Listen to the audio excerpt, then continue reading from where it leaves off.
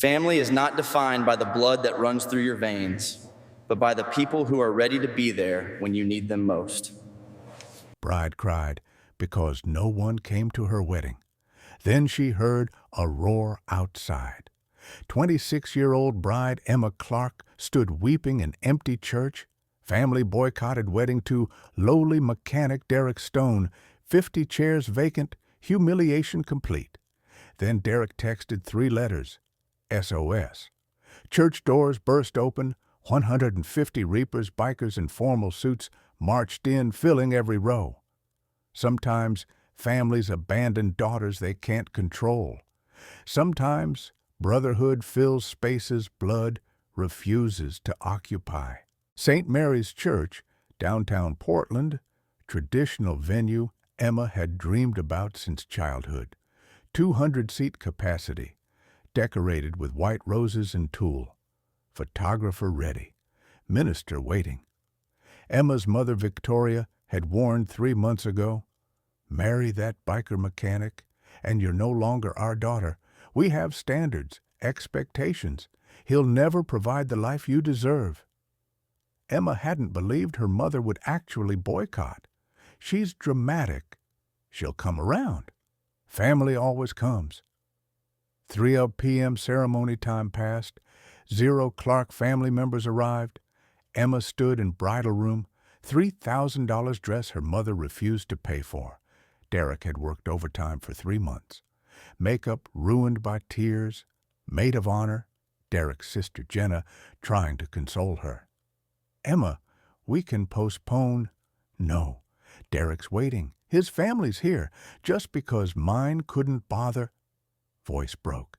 Derek's mother Patricia, Derek's father Raymond, sister Jenna, 12 Reapers MC members, 14 guests total in 200-seat church. Through door crack, Emma heard Derek talking to minister. "Give her 5 more minutes. Maybe someone's running late." But Emma knew nobody was coming late. Nobody was coming at all. Her phone buzzed. Text from Mother Victoria. "You chose him over family. Live with consequences. Don't contact us again." Emma collapsed onto bench. Wedding day destroyed before it began. Jenna hugged her. "Your family's cruel. But Derek's family, we're yours now. And Reaper's brothers, they'd walk through fire for Derek. That means they'd do it for you, too." 14 guests, Jenna. 14. I invited 68 from my side. Cousins, aunts, uncles, college friends, all declined because Mom told them not to come. I'm getting married in front of empty church like nobody loves me. "Derek loves you?" "I know, but I wanted my father to walk me down the aisle. I wanted my mother to cry happy tears. I wanted—" Emma couldn't continue. Grief overwhelming. Derek stood at altar, watching clock. 3:15 p.m., ceremony 15 minutes late. Bride still in bridal room crying. Kane approached quietly. "Brother, what's happening?" Emma's family didn't come. Any of them. Not one person from her side. She's devastated. "What do you need?" Derek looked at empty church. Groom's side had 14 people. Bride's side completely vacant. Visual representation of family rejection so stark it hurt to witness. He pulled out phone, typed 3 letters to Reaper's group chat. SOS. "What's SOS mean?" Kane asked. "Means I need every available brother at St. Mary's Church in 30 minutes. Full formal attire, suits, ties, the works. We're filling Emma's side of the church. She's not walking down aisle looking at empty seats. Not on my watch." Kane grinned. Mobilizing now. Within 3 minutes, SOS text reached 200 Reapers members across Portland metro area. Responses flooded in. Ghost, 20 minutes out. Changing into suit now. Marcus, bring in 10 brothers from East Side chapter. Lily, gathering all Reapers women. We'll fill her bridal party. Buck, bring in kids. Everyone deserves wedding witnesses. 3:25 p.m. First wave arrived, 20 reapers in the dress suits, looking more formal than many weddings required. Kane directed seating. Bride side, fill every row, spread out, look like family. 3:30 p.m. Second wave, 30 more, including reapers, women in dresses, children in formal clothes. Minister watched in amazement. Who are all these people? Wedding guests, Derek said simply. Bride's family couldn't make it, so we're family now. 3:35 p.m. Third wave, 40 more, including reapers from neighboring chapters who dropped everything and driven 20 miles. 3:40 p.m. Final wave, 60 more, church completely full, both sides equally packed. Nobody would know bride's blood family had boycotted. Derek approached bridal room, knocked gently. Emma, honey, can I come in? You're not supposed to see me before ceremony. I need to show you something. Emma opened door, eyes red and swollen. Derek took her hand. Look at the church. Emma peered through sanctuary doorway, gasped. Where did all those people? They're family, maybe not blood, but family. They came for you, for us, because reapers don't let sisters walk down aisle alone. Emma burst into fresh tears, not grief this time, but overwhelming gratitude. 3:45 p.m. Ceremony began. Emma had no father to walk her down the aisle. Victoria Clarke had forbidden Emma's father Martin from attending, threatening divorce if he defied her. Kane approached Emma. Ma'am, I'm Kane, Reaper's president. Derek's my brother, which makes you my sister. I'd be honored to walk you down the aisle if you'll have me. Emma looked at this massive biker in perfectly tailored suit, offering his arm. You don't even know me. I know Derek loves you. I know your family abandoned you. I know you deserve to walk down that aisle with pride, not shame. That's enough. Emma took Kane's arm, steadied herself, prepared to walk. Doors opened. Wedding march began. Every guest stood, 150 Reapers members rising in unison, representing family Emma had lost and family she'd gained.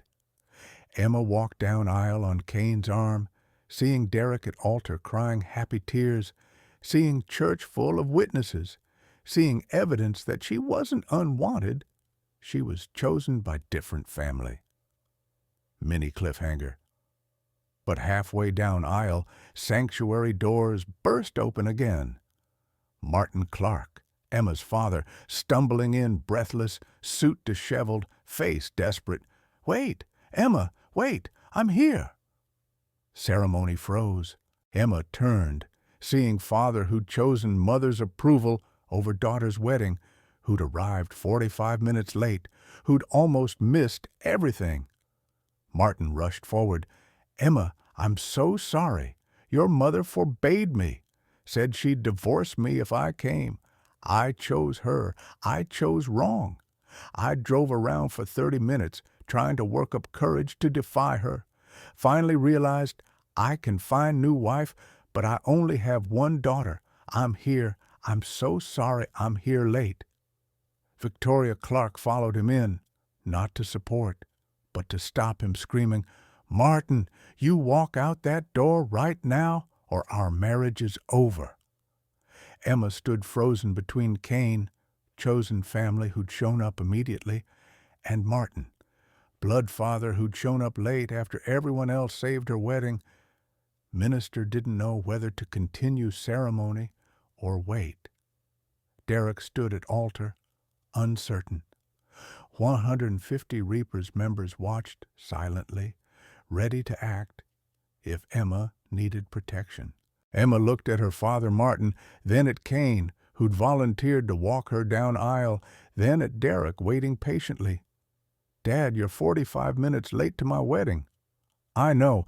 I have no excuse except cowardice. Your mother is standing in church doorway screaming threats. Emma's voice hardened. You want to walk me down the aisle? Fine, But Cain walks too. He showed up when you didn't. He gets equal honor." Martin looked at Cain, massive biker in suit, man who'd stepped into father role without hesitation. "Fair, more than fair." Victoria screamed from doorway, "Emma, if you marry this man, you're dead to me." Emma turned to face her mother. "I've been dead to you since I started dating Derek. You made that clear. These people," she gestured to Reaper's members, "they're more family in 1 hour than you've been in 26 years. She took Martin's left arm, Cain's right arm. "Let's finish this. Both of you."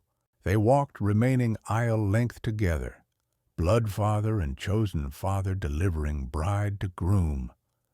Ceremony proceeded. Derek and Emma exchanged vows, minister pronouncing them married, crowd erupting in applause.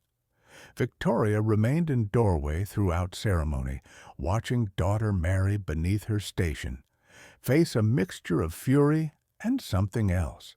Regret? Pain? During reception, held at Reaper's clubhouse since Emma's family had canceled country club venue, Patricia, Derek's mother, approached Victoria cautiously. "Mrs. Clarke, would you like to join reception? You're still mother of bride." "That's not my daughter anymore." "Why? Because she married mechanic instead of lawyer? Because she chose love over status?" Victoria's composure cracked. "Because she chose him over me. I raised her, sacrificed for her, paid for private schools, college, everything, and she throws it away for happiness?" Patricia finished gently. "Mrs. Clarke, I'm nurse. My husband Raymond's electrician. We're not wealthy, but we're happy. Derek's happy. Emma's happy. Isn't that what matters? Happiness doesn't pay bills." "No, but love survives when money disappears. Your daughter found good man. You're missing her wedding because he doesn't have degree you approve of. Is that really how you want to live?" Victoria watched through clubhouse window, Emma laughing with Reaper's women, Derek spinning her on dance floor, Martin, her husband, conversing with Cain about shared military service, family she'd rejected embracing daughter she'd tried to control. Lily approached Victoria outside. "You're Emma's mother?" "Was. I'm Lily, Reaper's member, survived domestic abuse, rebuilt my life with club's help. I know about controlling families. I know about parents who think they own their children's futures." "I'm not controlling. You boycotted your daughter's wedding because she chose man you didn't approve of. That's textbook control." Lily's voice wasn't harsh, just factual. "And now you're standing outside her reception, watching strangers celebrate her happiness, realizing too late that control cost you daughter." Victoria felt tears starting. "She chose him over me." "No, you forced her to choose. She just chose love. You could have walked down aisle with her father, could have danced at reception, could have gained son-in-law. Instead, you gained nothing but pride. Was it worth it?" Day 2, Sunday. Emma and Derek's honeymoon, modest cabin in Oregon coast, all they could afford. Victoria sat home alone. Martin had stayed at reception until midnight, drinking with Reapers, bonding with Derek, choosing daughter over wife's ultimatum. He'd returned home 2 a.m. "Victoria, I'm sleeping in guest room. Tomorrow we talk about our marriage. Because what you did to Emma, what you forced me to almost miss, that's not the woman I married." Now Sunday morning, Martin packed bag. "You're leaving me? I'm giving you space to decide who you want to be. Woman who boycotts daughter's wedding over pride, or grandmother who'll meet her grandchildren someday. Choose." He left. Victoria looked at wedding invitation on counter. Victoria and Martin Clarke joyfully invite you to celebrate the marriage of their daughter Emma. She'd refused to attend celebration she'd been listed as hosting. Phone rang. Emma's name on caller ID. Victoria stared at phone, knowing this was moment, answer and try to rebuild or ignore and lose daughter forever. Mini cliffhanger. Victoria answered, "Emma." Silence on line, then sobbing, "Mom, why do you hate me?" Victoria's heart shattered. "I don't hate you. You boycotted my wedding. You told Dad he'd lose you if he came. You screamed at me in church. You called my husband lowly mechanic like he's worthless. If that's not hate, what is it?" Victoria struggled. "It's fear. Fear you'll struggle financially. Fear you'll regret marrying young. Fear you'll end up like me, trapped in marriage to man who doesn't—" She stopped. Emma heard the unspoken words. "Trapped? Mom, are you saying you regret marrying Dad?" Long pause. Then Victoria's quiet admission. "I married your father because my parents approved. Good job, stable income, respectable family. And I've spent 30 years wondering what love feels like. You have that with Derek. I destroyed your wedding day because I'm jealous." Emma processed mother's confession. "Mom, if you're unhappy, that's not my fault, and it's not reason to sabotage my happiness." "I know, Emma, I'm so sorry. I missed walking you down the aisle, missed your ceremony, missed first dance. I can't get those back." "No, you can't. But can I try to fix this? Can I meet Derek properly, apologize to him, to his family, to those bikers who showed up when I didn't?" Emma was quiet. Then, "Mom, Derek and I are at Coast Cabin for 3 days. When we get back, come to our apartment. Thursday evening. Bring Dad. We'll talk. But I need you to understand. Derek's my husband now. You either respect him or you're not part of our lives. Those are only options." "I understand." Victoria hung up, realized she had 3 days to figure out how to apologize to people she'd deeply wronged. She called Patricia, Derek's mother. "Mrs. Stone, this is Victoria Clarke. I'm wondering if we could meet for coffee. I need advice on how to apologize to my daughter." Patricia's surprise was evident. "You're serious?" "I've been terrible mother-in-law. I want to fix it, but I don't know how. You raised Derek to be a good man my daughter loves. Maybe you can teach me how to be better mother." Victoria met Patricia at coffee shop, prepared for judgment, receiving instead patience. "Why did you reject Derek?" Patricia asked. "Because he's mechanic. Because he rides motorcycle. Because he's not doctor or lawyer or executive. Because I wanted more for Emma. More than happiness? More than struggle. I grew up poor, Patricia. Food stamps, evictions, utility shutoffs. I married Martin because he offered stability. I pushed Emma toward wealthy men because I thought money prevents pain." "Does it?" Patricia asked gently. "Does your money make you happy?" Victoria couldn't lie. "No, makes me comfortable, not happy. But I don't know how to be happy. I only know how to be safe." Patricia shared her story. "I'm nurse, Raymond's electrician. Combined income, 95K, not wealthy. But we laugh every day. Derek learned love from watching us. He'll give Emma what money can't buy, partnership. What if he can't support her? What if you can't control her? That's your real fear, Victoria. Not that Derek's insufficient, that Emma chose him without your approval. That's what you can't forgive." Victoria absorbed truth. "You're right. I'm controlling. How do I stop?" "By showing up. By apologizing. By respecting Emma's choices even when you disagree. By being present instead of perfect. Victoria and Martin arrived at Emma and Derek's apartment. Modest one-bedroom. Derek's motorcycle visible through window. Reaper's Club photo on wall. Emma opened door cautiously. "Come in." They sat awkwardly. Derek on couch beside Emma, Victoria and Martin on opposite chairs. Victoria began, "I'm sorry. Completely, inadequately sorry. I boycotted your wedding because I'm controlling mother who confused safety with love.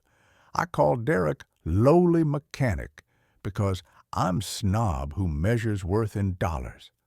I almost cost Martin his relationship with you because I threatened divorce over attendance. None of that is forgivable, but I'm here to try." Derek spoke first. "Mrs. Clarke, I'm mechanic. I earn $45K annually. Emma's accounting job pays $52K. Combined, we're comfortable. Not rich, but stable. I'll work hard entire life to make Emma happy. That's my promise." "I believe you," Victoria said. "I'm sorry I didn't see it sooner." Mini cliffhanger, emotional peak. Emma interrupted. "Mom, I need you to understand something. Saturday was supposed to be happiest day of my life. Instead, I stood in bridal room crying because my entire family abandoned me. That pain? I'll carry forever. You can apologize, and I appreciate that. But you can't undestroy my wedding day." Victoria's tears flowed freely. "I know, Emma, I know. But," Emma continued, "those Reapers bikers, they dropped everything, left work, canceled plans, drove across city in 30 minutes. 150 people I'd never met treated me like family. Kane walked me down the aisle. Lily helped me with my dress. Ghost's kids threw flower petals. Strangers gave me wedding I'll treasure forever. You tried to take that day from me. They gave it back. So here's what I need from you. Apologize to them, every single one, because they're my family now too." Friday, day 5, evening. Victoria and Martin arrived at Reaper's clubhouse. Nervous, out of place, prepared to face people they disrespected. Kane answered door, studying Victoria coldly. "Mrs. Clarke, I'm here to apologize to everyone for what I did to Emma, for what I didn't do." Kane led them inside. Clubhouse filled with leather, motorcycle posters, pool table, smell of motor oil and beer, sound of classic rock. Everything Victoria had considered beneath her daughter. 50 Reapers members assembled, watching wealthy woman who'd boycotted wedding now standing in their space, asking forgiveness. Victoria addressed them. "I'm Victoria Clarke, Emma's mother. I boycotted her wedding because I'm snob who judged Derek by job title. I forbade my husband from attending. I screamed at Emma in church. I destroyed what should have been beautiful day." Her voice shook. "You dropped everything to fill empty church. You walked my daughter down the aisle when I refused to. You gave her wedding I denied her. You're strangers who treated her like family while I, her actual mother, treated her like property I owned." Tears flowed freely. "I can't repay what you did, can't undo my cruelty, but I'm here to say thank you for being family when I wasn't. Thank you for showing me what love looks like, and I'm sorry I ever called Derek, lowly. You're all better humans than I've been." Silence. Emotional peak, too. Then Kane stood, walked to Victoria, extended hand. "Mrs. Clarke, my mother abandoned me when I was 8, left me with foster system. I understand family failing you, but I also learned family's not just blood. It's people who show up. You didn't show up Saturday, but you're showing up now. That takes courage." He gestured to room. "These brothers and sisters, we've all been rejected. We've all rebuilt. We know redemption's possible because we've lived it. You want forgiveness? You have it. But forgiveness is starting line, not finish. Real question, what do you do next? Victoria answered, I learn, I change. I become Mother Emma deserves and grandmother, she paused, and grandmother her future children deserve. I can't fix past, but I can build better future. Ghost spoke from corner. Words are easy, actions prove it. You gonna show up to their anniversary, to their kids' birthdays, to family dinners at this clubhouse where your daughters found tribe? Or you gonna disappear when it's inconvenient? I'll show up, Victoria promised. Anywhere Emma wants me, any time, even, she looked around clubhouse, even here, even if it's not country club I imagined, because Emma's happiness matters more than my comfort. 6 months later, Emma announced pregnancy. Victoria attended baby shower at Reaper's clubhouse. Decorations hung by Lily and other Reaper's women, gifts from bikers who'd become aunts and uncles. Victoria sitting among leather vests and tattoos, finally comfortable. She'd attended Emma and Derek's anniversary dinner the previous month. Derek's family and Reapers all present. Victoria helping cook. Patricia teaching her recipes. Martin playing pool with Kane. Mom, you okay? Emma asked during shower. I'm happy, really happy. 6 months ago, I would have judged every person in this room. Today, I realize these are best people I've ever met. They're honest, loyal, loving, everything I pretended to be. You're learning. I'm trying. Patricia's teaching me about humility. Lily's teaching me about grace. Kane's teaching me about chosen family. And you, Victoria touched Emma's growing belly, you're teaching me that grandchildren don't care about money or status. They care about presence. I want to be present. Derek joined them. Mrs. Clarke, baby's due in 3 months. Patricia and Raymond offered to help with childcare during work hours. If you wanted to also. Yes, Victoria said immediately. Whatever you need. I'm here. Baby girl born 3 months later. Elena Victoria Stone, named for Derek's grandmother and Victoria's middle name, bridge between families. Victoria held granddaughter in hospital room. Reapers members filling hallway. Martin beside her. Emma and Derek watching exhausted but happy. She's perfect, Victoria whispered. Kane entered with massive teddy bear. From Reaper's family, welcome to tribe, little Elena. Victoria thanked him. Kane, I need to tell you something. Saturday, Emma's wedding, when you walked her down the aisle, I was standing in doorway watching. I saw her face. She was happy. Not despite my absence, because you filled it. You gave her what I wouldn't. I'll spend rest of my life trying to become person who doesn't need replacing. Kane smiled. Too late. You're a family now, too. We don't replace people. We just keep adding chairs. Victoria looked around hospital room. Derek's parents, Reaper's members, Martin, Emma, baby Elena. Everyone gathered in cramped space, nobody caring about crowding because love made room. This was family, real family. Finally, 5 years later, Elena's 5th birthday party at Reaper's clubhouse. 50 kids, 20 families, bikers and accountants and nurses and mechanics celebrating together. Victoria, now 61, helped organize.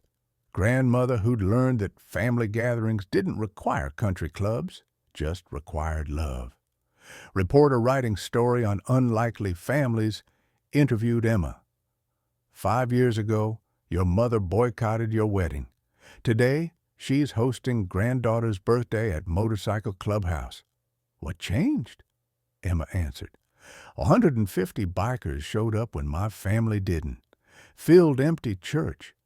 Gave me wedding I'll treasure forever. That taught my mother. Family isn't who shares your DNA. It's who shows up when you're crying.